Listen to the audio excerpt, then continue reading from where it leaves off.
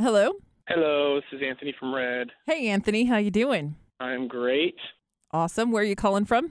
We are in Charleston, West Virginia. Awesome. Did you guys have good holidays? We did. We had wonderful holidays. Did you get to spend Nice time with time your off. family and all that? We did, yeah. It was very relaxing. Loved every minute of it. Very cool. Very cool. So we got a lot to talk about. You guys have a new CD coming out. We do. We definitely have a new CD coming out. Okay. Well, let's start at the very beginning. Normally, you guys do a lot of, well, let's just call it the Red Treasure Hunt, where you get your fans involved in finding little pieces here and there, and so this one seemed a little more quiet in approach. Yeah, we've always been one of those bands that likes to almost, it's kind of a suspension of reality. You like to create situations and they're very theatrical, I think, in a sense. And yeah, we wanted this to be, very similar to what we've done before, but there's going to be a moment here nearing the release of the record where everything is going to make sense. And I think the whole point for us right now is that it doesn't make sense. A lot of people, a lot of people are confused right now on what's really happening. And a lot of times with stuff in the past, we've given them a lot more hints to help them out, but this time we've been very vague. Vague is good. Vague is fun. So Release the Yeah. Panic, we're expecting it February 5th. Is that the right date?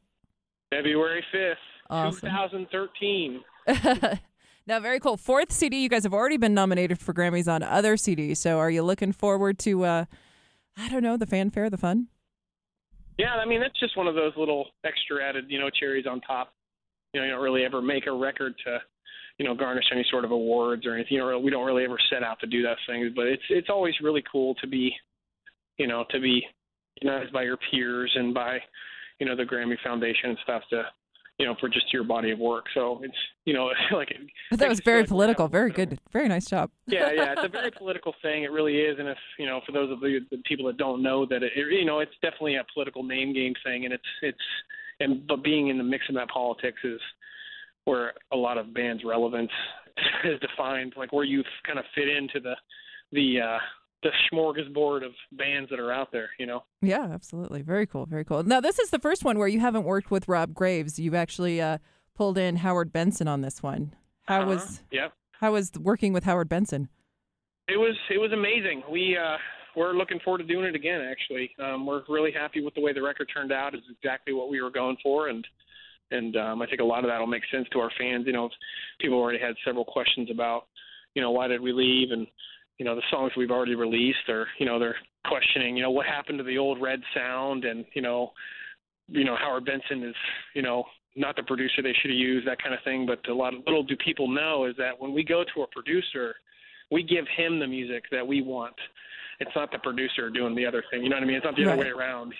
He's not the one saying, you don't want to use strings in this, you don't want to do this, you don't want to do that. That's one of the things that I think one of the elements of a Red, album that people are starting to not hear so much of is some of the symphonic elements that we've had before. But that was all solely based on our decisions, not our producers. So it's the body of work is always presented to the producer, not the other way around. Well, and he's got a fair background of his own. I mean, he's already put out a Grammy-nominated CD with Hellstrom and a whole host of Theory of a Dead Man, Saliva. He's worked with. He himself has been nominated twice for Rock Producer of the Year. So Which tells you something. Upwards of 150 million records himself. So he's doing pretty good.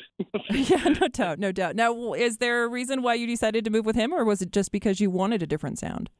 Yeah, I think he understands us as a band, and it was definitely sorting out our music with him of sorts. But I think ultimately he knew exactly the direction that this band wants to go and the band needs to go, and he's proven to be an expert at that. And there were a couple options for us, and we interviewed actually a couple of big producers that we've always wanted to work with, and he was just the one that stuck out the most. So we went ahead and hired him, and we had a blast. We had an amazing experience with him. Nice. Now, did Jason Rouse do all the writing on this one too? No, Jason did very little writing. Is that different for you guys writing. too? Because I know he's written a lot in the past. Well, that's the other misconception too about Red. Jason's done writing with us, but it's always been a big mix of several writers. Not one guy has ever written everything. I think that's another big misconception that people have. Well, let's clear them all out right now. Jason was never the sole writer of anything. Right. It's always been the sum of the parts with the Red Camp. It's never been one guy. It's never been just Rob Graves. It's never been, just Jason. It's I write a lot. I wrote every song on the new record. It's just it's just with other guys, and I think fans, everybody has their own thing, and they like to. Well, this is the way it is, and I know for a fact. And it's just funny what people, the information that people think they know ends up being completely inaccurate. So, well, let's clear it up. How do you guys go in? Like, what is your process for writing? Do you guys all get together and jam and kind of work it out that way, or do you do separate parts and then bring them all together? Yeah, we do.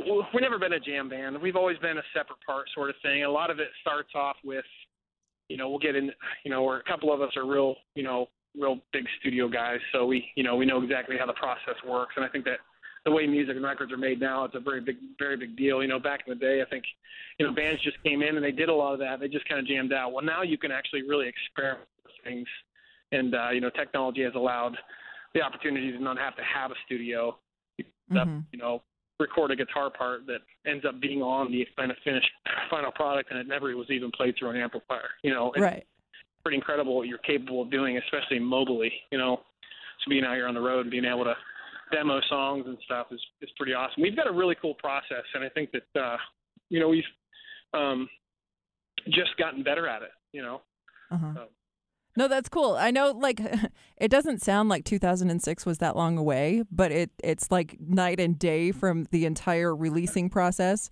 Yeah.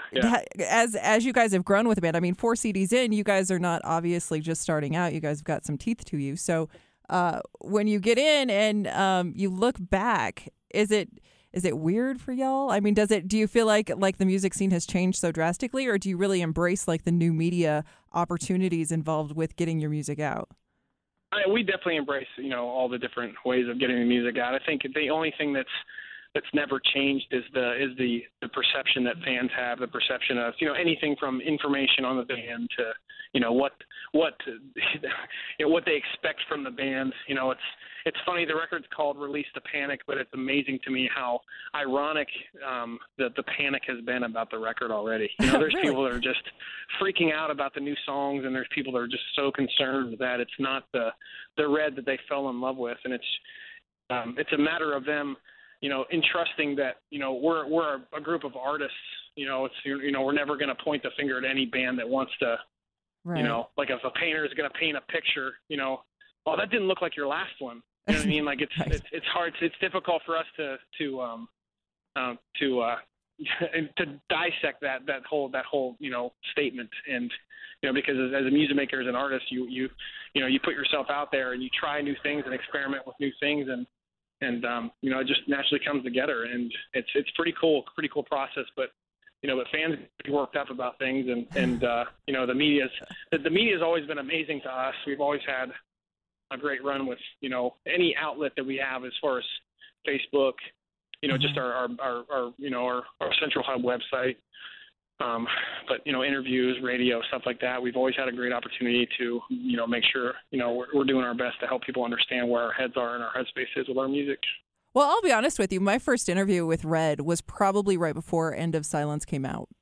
And so I've been following the band for quite a while. But I will tell you that I really liked Perfect Life. Like, I really liked the honesty in it.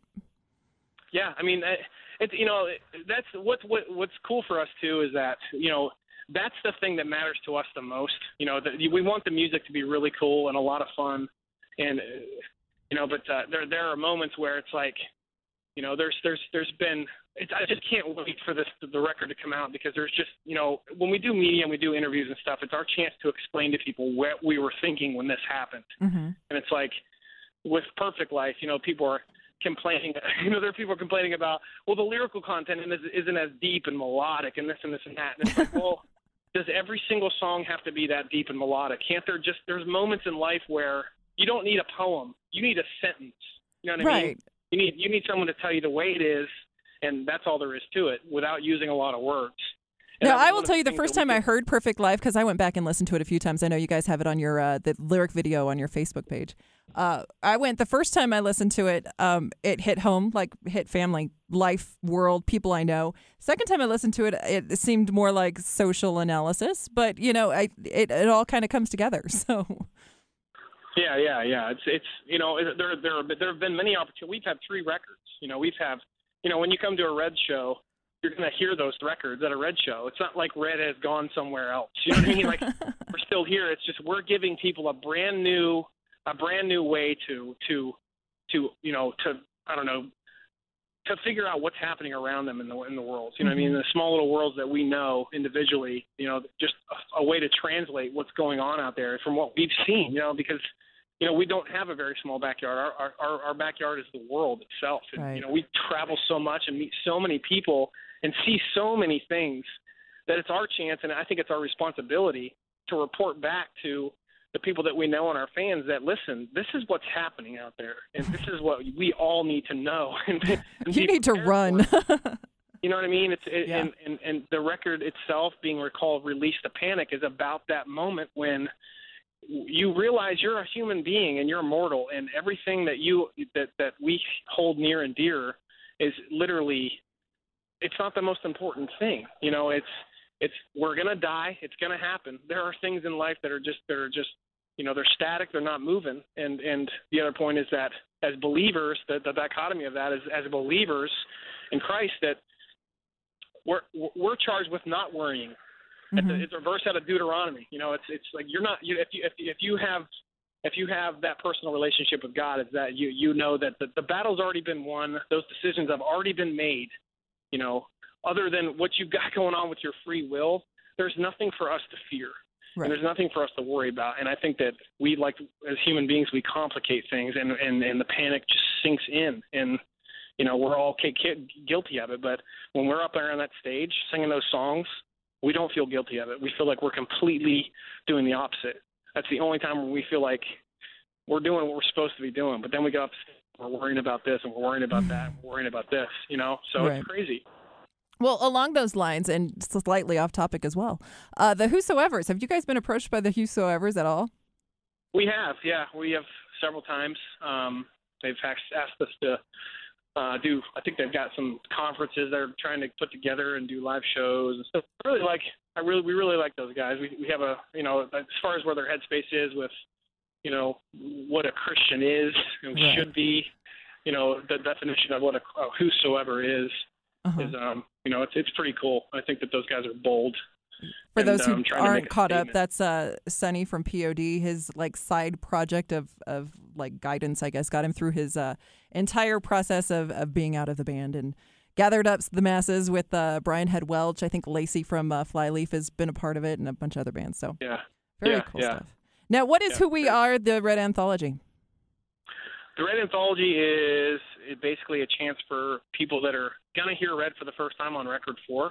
Mm-hmm. And I think with every record, I think we usher in a brand new group of listeners. Right. And with this record, I think it's even going to be more drastic than that, because, like I said, a lot of the old entitled Red fans are pretty up in arms on what they feel like they should think about the new record. It's been pretty awesome to see the experience. Like I said, it's the irony involved has just been hilarious, but it's we love it. It's so cool because it keeps that buzz alive. It keeps people thinking and talking. Mm-hmm. And we love that. But the anthology is a chance for anybody that hasn't picked up all 3 records. It's in one big bundle, and it's we named it Who We Are because we had a track on our last record that was actually a track that inspired some of our thinking on this new record. With kind of stepping outside the bounds of this this very dark woe with my life, but hey, there's some redemption involved. We've had so many of those things happening, a lot of those moments on our record that on this new one we tried to kind of emulate the sound of that. The idea behind the song Who We Are. And it's basically a definition of the guys that we are, the band that we put together and why we put it together. And I think that all 3 records are embodiment of that. So we put together that pack of 3 that we're actually selling here out on Winter Jam for people to pick up. And it's way cheaper than buying each record individually. And it gives everybody a chance to have each record and catch up. Very cool. Very cool. Now, we haven't even talked about tours, but you are on Winter Jam in You guys are getting ready to take the road with 1,000-foot crutch. Am I right? Am I wrong? I could be wrong. No, you're wrong. Clear me up. There are no tours in line with 1,000-foot crutch right now. Okay. So what do you guys have planned? We did take them out last year though. Oh, maybe that's what it is. So it might be what you're thinking about. Yeah. But yeah, Winter Jam today's the first date. It's Charleston. So yay! Charleston, West Virginia, first day. So who's on the road with the Winter Jam?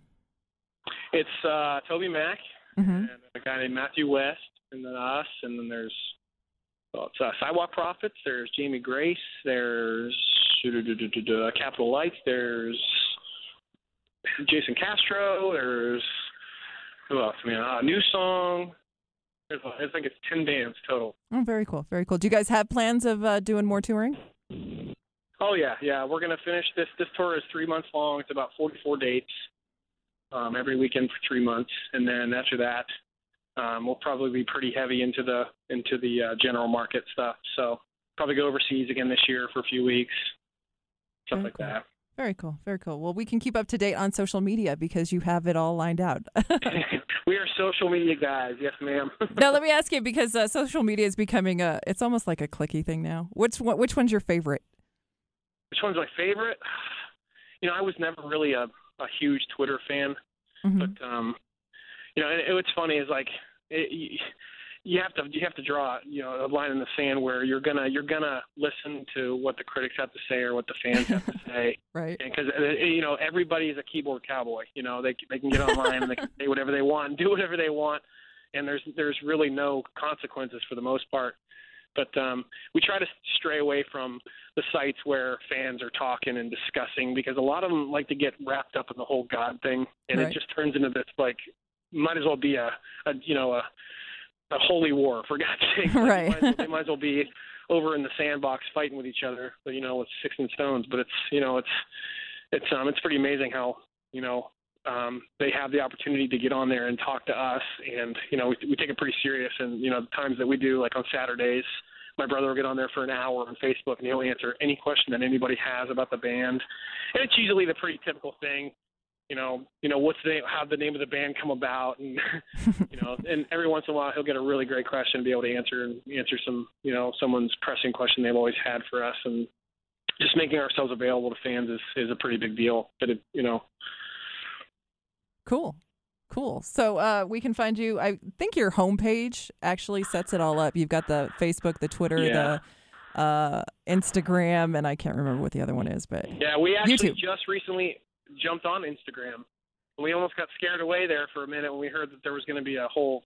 I totally ran. Pictures and you don't need permission and all that stuff, but I don't think that's going to happen anymore. But yeah, redmusiconline.com is the central hub for Red. Very It's cool. a brand new website with the rollout of the new record. It's a brand new interactive website, really cool.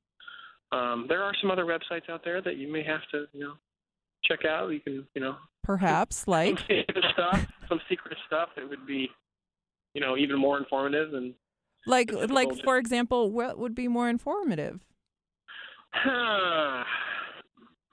If you type in the name of the record.com, the new record, you might find some pretty interesting. What was that? I think it was releasethepanic.com. I'm blanking at this moment. I don't really remember. Yeah. Strange. Yeah. There's another website out there right now called releasethepanic.com, and there is another one after that. I definitely won't say anything about, but like I said, I think in the next 15 to 20 days, it's all gonna make sense, and we're really excited about it. So get into the hackers. I gotcha. Yeah, 2 brand new music videos coming out. And very cool. It's all gonna be pieced together, and our fans can take a deep breath. And you can take a deep breath and finally just enjoy the fact that it's out. Yeah. Awesome. Definitely. Awesome, Anthony. Well, I appreciate you taking the time today. Of course, everybody should go and buy Release the Panic, February 5th when it drops. Of course, Who We Are, the Red Anthology, you should get whether you've been a fan since the end of Silence or not. And as videos. Much likely you've lost the record or you don't have the DVDs we put out, or it's all in there. See, all of it. It's all 3 records, and then there are actually 2 DVDs included. Like a musical value meal. That's awesome. Yeah. Musical value of probably, let's see, probably $55, $65. That's not bad at all. Including the DVDs. Yeah. Very cool. Very cool. And of course, social media, everybody can find you guys there. But I want to thank you again, Anthony. You've been awesome. Good luck on the new CD and good luck on the tour. And hopefully we'll catch up with you here pretty soon. All right. Take care.